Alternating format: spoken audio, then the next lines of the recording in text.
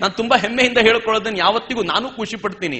ಜಗತ್ತಿನ 5 ರಾಷ್ಟ್ರಗಳ ಬಳಿ ಮಾತ್ರ ಇವತ್ತು ಸೂಪರ್ ಕಂಪ್ಯೂಟರ್ ಡಿಸೈನ್ ಮಾಡಬಲ್ಲಂತ ಟೆಕ್ನಾಲಜಿ ಇದೆ. ಆ 5 ರಾಷ್ಟ್ರಗಳಲ್ಲಿ ಒಂದು ನನ್ನ ರಾಷ್ಟ್ರ.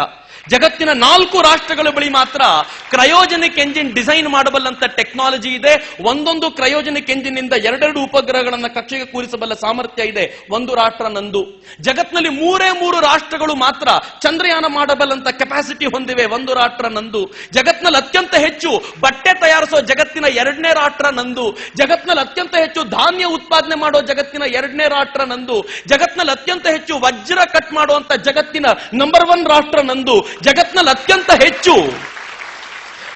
ಹೆಚ್ಚು ಹಾಲನ್ನು ಉತ್ಪಾದನೆ ಮಾಡ್ತಾ ಇರುವಂತ ಜಗತ್ತಿನ ನಂಬರ್ 1 ರಾಷ್ಟ್ರ ನಂದು.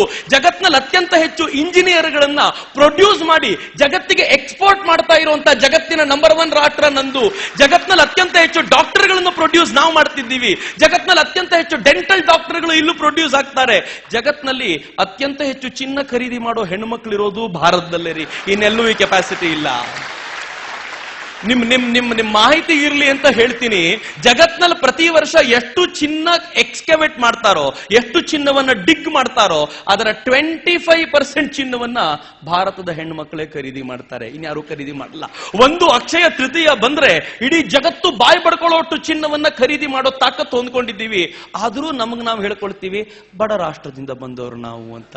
ಪ್ಲೀಸ್ ಬಿಟ್ಬಿಡಿ. ಭಾರತ ಇವತ್ತು ಬಡ ರಾಷ್ಟ್ರ ಅಲ್ಲ.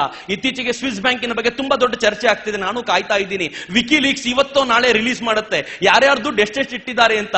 ಆದ್ರೆ ಶಿವಖೇರಾ ಒಂದು ಅಧ್ಯಯನ ಮಾಡಿ ಕಳೆದ ಕೆಲವಾರು ತಿಂಗಳುಗಳ ಹಿಂದೆ ಶಿವಖೇರಾ ಮತ್ತು ಈ ರಾಷ್ಟ್ರ ಕಂಡಂತ ಶ್ರೇಷ್ಠ ಒಬ್ಬ ಎಕನಾಮಿಸ್ಟ್ ಗುರುಮೂರ್ತಿಗಳು ಸೇರಿ ಒಂದು ಅಂಕಿಅಂಶ ರಿಲೀಸ್ ಮಾಡಿದ್ದಾರೆ. ಗುರುಮೂರ್ತಿಗಳು ಹೇಳಿದ್ದಾರೆ, ಈ ದೇಶ ವಿದೇಶದಲ್ಲಿ ಇಟ್ಟಿರೋ ಹಣ, ಸ್ವಿಸ್ ಅಲ್ಲಿ ಇಟ್ಟಿರೋ ಹಣ ಎಷ್ಟು ಅಂತ ಒಂದು ದೊಡ್ಡ ಅಮೌಂಟ್ ಹೇಳಿದ್ರು. ನಾನು ಹೇಳಿದೆ, ಸರ್ ನಂಗೆ ಅಮೌಂಟ್ ಎಲ್ಲ ಗೊತ್ತಾಗಲ್ಲ, ಲಕ್ಷ ಅಂದ್ರೆ ಟೆನ್ಷನ್ ಆಗ್ಬಿಡುತ್ತೆ ನನಗೆ. ನೀವು ಇಷ್ಟು ದೊಡ್ಡ ಅಮೌಂಟ್ ಹೇಳ್ತಿದ್ದೀರಲ್ಲ, ಹೆಂಗ್ ಅರ್ಥ ಮಾಡ್ಕೊಳ್ಳೋದು?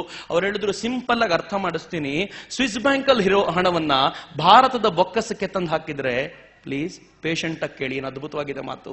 ಭಾರತದ ಬೊಕ್ಕಸಕ್ಕೆ ತಂದು ಹಾಕಿದ್ರೆ ಇನ್ನು 36 ವರ್ಷಗಳ ಕಾಲ ಭಾರತೀಯರು ಟ್ಯಾಕ್ಸ್ ಕಟ್ಟದೆ ನಾವು ನಮ್ಮ ಬಜೆಟ್ ಅನ್ನ ಮಂಡಿಸಬಹುದು. ಅಷ್ಟು ದುಡ್ಡನ್ನ ಸ್ವಿಸ್ ಬ್ಯಾಂಕ್ ಅಲ್ಲಿ ಭಾರತೀಯರಿಟ್ಟಿದ್ದಾರೆ.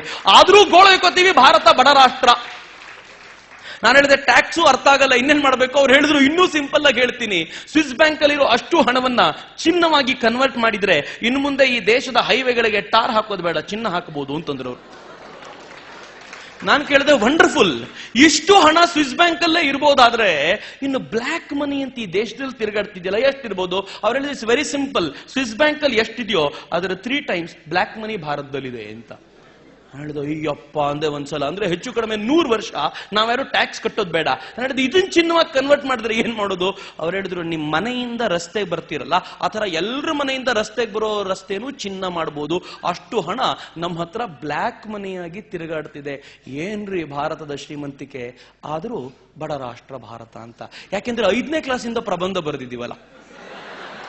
5ನೇ ಕ್ಲಾಸಿಂದ ಪ್ರಬಂಧ ಬರೆದಿರೋದು 2 ವಿಷಯ. ಒಂದು, ಬಡ ರಾಷ್ಟ್ರ ಭಾರತ. 2ನೇದು, ಜನಸಂಖ್ಯಾ ಸ್ಫೋಟದಿಂದಾಗಿ ಭಾರತ ಹಾಳಾಗಿ ಹೋಗಿದೆ ಅಂತ. ನಾನು ಸುಮ್ಮನೆ ಒಂದು ಮಾತು ಹೇಳ್ತೀನಿ, ನಿಮ್ ಮಾಹಿತಿಗಿರ್ಲಿ ಅಂತ. ಭಾರತದ ಜನಸಂಖ್ಯೆ 120 ಕೋಟಿ ಅಲ್ಲದೆ 20 ಕೋಟಿ ಇದ್ದಿದ್ರೆ ಜಗತ್ತಿನ ಜನ ನಮ್ಮನ್ನು ಮೂಸಿಯೂ ನೋಡ್ತಿರ್ಲಿಲ್ಲ. ಜಗತ್ತು ನಮ್ಮ ಹಿಂದೆ ತಿರುಗಾಡ್ತಿರೋದು ಯಾಕೆ ಅಂದ್ರೆ, ಅಮೆರಿಕಕ್ಕೆ ಯಾರೋ ಒಂದು ರಿಪೋರ್ಟ್ ಕೊಟ್ಟಿದ್ದಾರೆ, ಪ್ರತಿ 10,000 ಜನರಲ್ಲಿ ಒಬ್ಬ ಎಕ್ಸ್ಟ್ರಾರ್ಡಿನರಿ ಇರ್ತಾನೆ. ಅಮೆರಿಕ ಹೇಳುತ್ತೆ, ನಮ್ಮ ಹತ್ರ ಇರೋದು 30 ಕೋಟಿ, ಎಷ್ಟು ಎಕ್ಸ್ಟ್ರಾರ್ಡಿನರಿ? ಭಾರತದ ಹತ್ರ 120 ಕೋಟಿ, ಎಷ್ಟು ಎಕ್ಸ್ಟ್ರಾರ್ಡಿನರಿ ಅಪ್ಪ ಹಂಗಿದ್ರೆ. ಎಲ್ಲಿಂದ ತರೋದು ಇಷ್ಟು ಜನರಿಗೆ ಕಾಂಪಿಟೇಟರ್ಸು ಅಂತ ಅಮೆರಿಕ ಸಿಕ್ಕಾಪಟ್ಟೆ